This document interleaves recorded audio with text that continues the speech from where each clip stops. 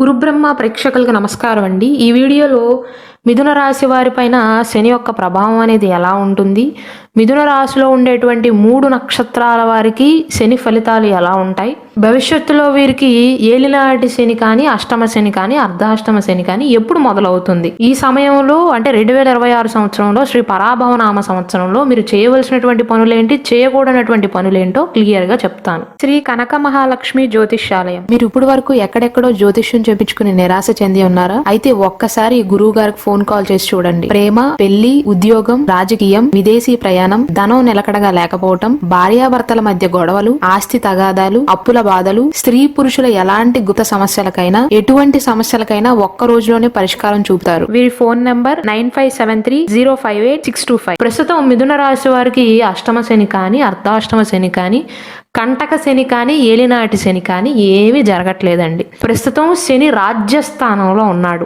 అంటే house of profession 10వ ఇంట్లో ఉన్నాడు. దీనిని జ్యోతిష శాస్త్రం ప్రకారం కర్మస్థానం అని కూడా పిలుస్తారండి. మీ 10వ ఇల్లు మీనరాశి అవుతుంది. మీనరాశిలో ప్రస్తుతం శని ఉన్నాడు. 2025 మార్చి 29వ తారీఖు నుండి 2027 జూన్ 3వ తారీఖు వరకు శని అక్కడే ఉంటాడు. కాబట్టి మిథున రాశి వారికి ఈ సమయం అంటే 2027 వరకు కూడా కెరీర్ పరంగా అత్యంత కీలకమైనటువంటి సమయంగా చెప్పవచ్చు. పదోన్నతులు లభిస్తాయి, అంటే ప్రమోషన్లు లభించే అవకాశాలు ఉంటాయి. కానీ శని కర్మఫలదాత కాబట్టి మీరు కష్టపడితేనే ఫలితాన్ని ఇస్తాడండి. మీరు చేసే పనికి గుర్తింపు లభిస్తుంది.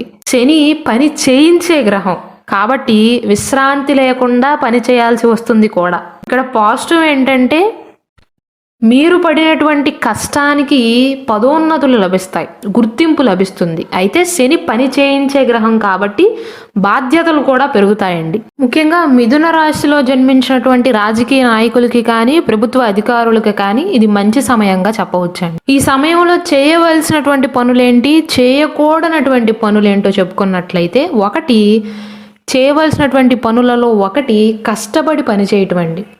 శని 10వ ఇంట్లో ఉన్నప్పుడు షార్ట్ కట్స్ అనేవి పనికిరావు. మీరు ఎంత ఎక్కువ కష్టపడితే ఫలితం అంతగా ఇస్తాడు.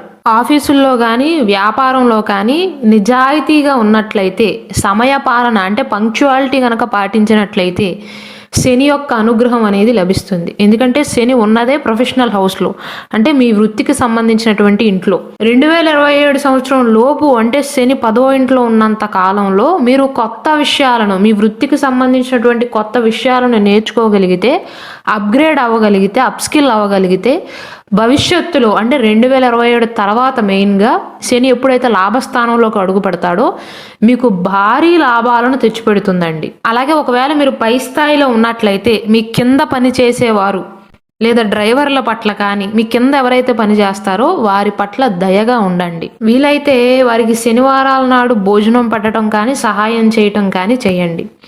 మీ తండ్రి లేదా గురువుల యొక్క సలహాలను పాటించండి. 10వ ఇల్లు అనేది అధికారానికి చిహ్నం కాబట్టి పెద్దల మార్గదర్శకత్వం మీకు రక్షణగా ఉంటుంది. చేయకూడనటువంటి పనుల విషయానికి వస్తే, శని 10వ ఇంట్లో ఉన్నంత కాలం అధికారాన్ని మాత్రం దుర్వినియోగం చేయకూడదు. మీరు ప్రభుత్వ ఉద్యోగస్తులైనా, ప్రైవేట్ ఉద్యోగస్తులైనా సరే ఉద్యోగంలో అశ్రద్ధ అనేది పనికి రాదు. చట్టవిరుద్ధమైనటువంటి పనులు చేయకూడదు. ఈ మిథున రాశిలో మృగశిర నక్షత్రంలోని 3, 4 పాదాలకు అధిపతి కుజుడు కాబట్టి ఈ సమయంలో శని 10వ ఇంట్లో ఉన్నంత కాలం మీరు చాలా చురుగ్గా ఉంటారండి. 10వ ఇంట్లో శని ఉండటం వల్ల ముఖ్యంగా రియల్ ఎస్టేట్, ఇంజనీరింగ్, టెక్నికల్ రంగాల్లో ఉన్న వారికి మంచి గుర్తింపు అనేది లభిస్తుంది. అయితే మీరు జాగ్రత్తలు తీసుకోవాల్సింది ఏంటంటే ఆవేశంలో మాత్రం నిర్ణయాలను తీసుకోవద్దండి. అలాగే సహ ఉద్యోగులతో చిన్నపాటి ఘర్షణలు రావచ్చు. మంచి ఫలితాల కోసం మంగళవారం నాడు సుబ్రహ్మణ్యేశ్వర స్వామి వారిని ఆరాధించటం వల్ల మంచి ఫలితాలు అనేవి అందుతాయండి. రియల్ ఎస్టేట్ నిర్మాణ రంగంలో ఉన్న వారికి కూడా లాభాలు ఉంటాయి, అంటే మృగశిర నక్షత్రం 3, 4 పాదాల్లో జన్మించిన వారికి. ఆరుద్ర నక్షత్రం విషయానికి వస్తే, ఆరుద్ర నక్షత్రానికి అధిపతి రాహువు అండి. రాహువు శని కలయిక వల్ల వీరికి వృత్తిలో ఆకస్మిక మార్పులు వచ్చే అవకాశాలు ఉంటాయి. సాఫ్ట్వేర్, ఐటీ, విదేశీ వ్యాపారాల్లో ఎవరైతే పనిచేస్తున్నారో వారికి ఈ సమయం అనేది, ఈ 2026-27 సంవత్సరం అనేది లాభదాయకమైనటువంటి సమయంగా చెప్పవచ్చు. కొత్త ఐడియాలతో విజయాలను సాధిస్తారు. అయితే మీరు జాగ్రత్తలు తీసుకోవాల్సినటువంటి విషయాలకు వస్తే అనవసరమైనటువంటి భ్రమలకు లోను కావద్దండి. డాక్యుమెంట్ల విషయంలో జాగ్రత్తగా ఉండాలి. శనివారం నాడు శివాలయంలో రుద్రాభిషేకం చేయించటం వల్ల మానసిక ప్రశాంతత అనేది లభిస్తుంది. ఐటీ, సాఫ్ట్వేర్ రంగాల్లో ఉన్నవారికి ఒత్తిడితో కూడిన అభివృద్ధి అయితే ఉంటుందండి. పునర్వసు నక్షత్రం 1, 2, 3 పాదాల్లో జన్మించిన వారికి అధిపతి గురువు కావున శని ప్రస్తుతం మీ నక్షత్రాధిపతి అయినటువంటి గురువుకి సంబంధించినటువంటి రాశిలో అంటే మీనరాశిలో ఉన్నాడు. కాబట్టి ఇది మీకు అనుకూలమైనటువంటి గోచారంగా చెప్పవచ్చు. గౌరవం, పదవి, ఆధ్యాత్మిక ఎదుగుదల ఉంటుందండి. సలహాదారులకు కానీ, టీచర్లకు కానీ, ఫైనాన్స్ రంగంలో పనిచేస్తున్న వారికి బాగా కలిసి వస్తుంది ఈ సమయం అనేది. జాగ్రత్తల విషయానికి వస్తే ఓవర్ కాన్ఫిడెన్స్ అనేది పనికిరాదండి. ఈ సమయంలో ఎంత ఎదిగినా ఒదిగి ఉండటం మీకు శ్రేయస్కరం అని గుర్తుంచుకోండి. మంచి ఫలితాల కోసం గురువారం నాడు దత్తాత్రేయ స్వామి వారికి కానీ లేదా గురువుని పూజించటం వల్ల ఆటంకాలు తొలగుతాయి. టీచింగ్, కౌన్సిలింగ్ రంగాల్లో ఉన్న వారికి మాత్రం ఈ సమయంలో అద్భుతమైనటువంటి పేరు తెచ్చుకునే అవకాశాలు ఉంటాయి. అయితే చాలామంది మిథున రాశిలో జన్మించిన వారికి భవిష్యత్తులో ఏలినాటి శని ఎప్పుడు మొదలవుతుందండి అని అడుగుతున్నారు. మీకు ఏలినాటి శని ఎప్పటి నుంచి మొదలవుతుందంటే 2029 ఆగస్టు 8వ తారీఖు నుండి శని వృషభ రాశిలోకి మారినప్పుడు, అంటే మీ 12వ స్థానం వ్యయ స్థానంలోకి అడుగు పెట్టినప్పటి నుండి మీకు ఏలినాటి శని అనేది మొదలవుతుంది. 7.5 సంవత్సరాల పాటు ఉంటుందండి. ఈ ఏలినాటి శనిలో 3 దశలు ఉంటాయండి. Rising phase, peak stage, setting stage అని ఉంటుంది.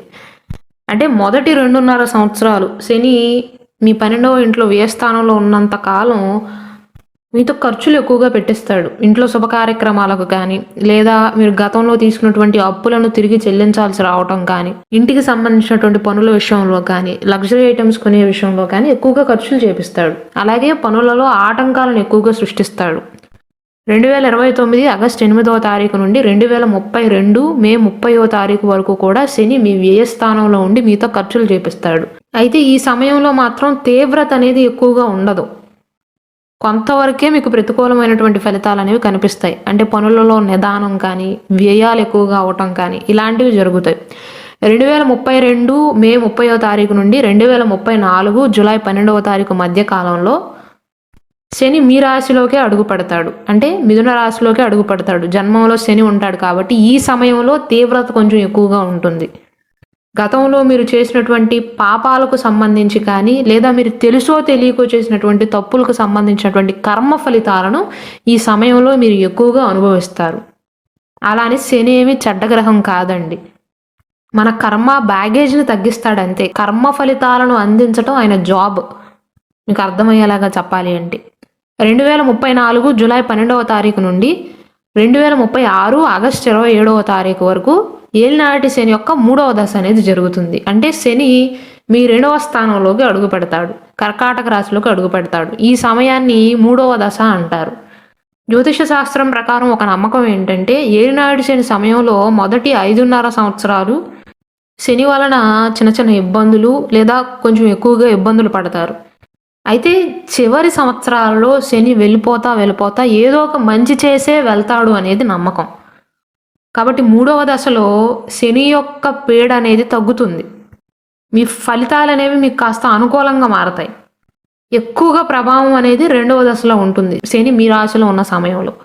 అలాగే మిథున రాశి వారికి కనుక వారి date of birth, time of birth, place of birth అంటే బర్త్ డీటెయిల్స్ కనుక కరెక్ట్గా తెలిసినట్లయితే మీ రాశి నక్షత్రం బట్టి కాకుండా మీ పర్సనల్ జాతకం ప్రకారం, మీ పర్సనల్ జాతక చక్రం ప్రకారం ఏ గ్రహం బలపడితే మీకు అనుకూలమైనటువంటి ఫలితాలు ఉంటాయో దానికి సంబంధించినటువంటి సర్టిఫైడ్ జాతక రత్నం కానీ, సర్టిఫైడ్ జాతక రుద్రాక్ష కానీ, సర్టిఫైడ్ కరుంగలి మాల కావాలి అన్నా ఇక్కడ డిస్ప్లే అవుతున్న మా వాట్సాప్ నెంబర్కి మెసేజ్ చేసి ఆర్డర్స్ చేసుకోవచ్చు.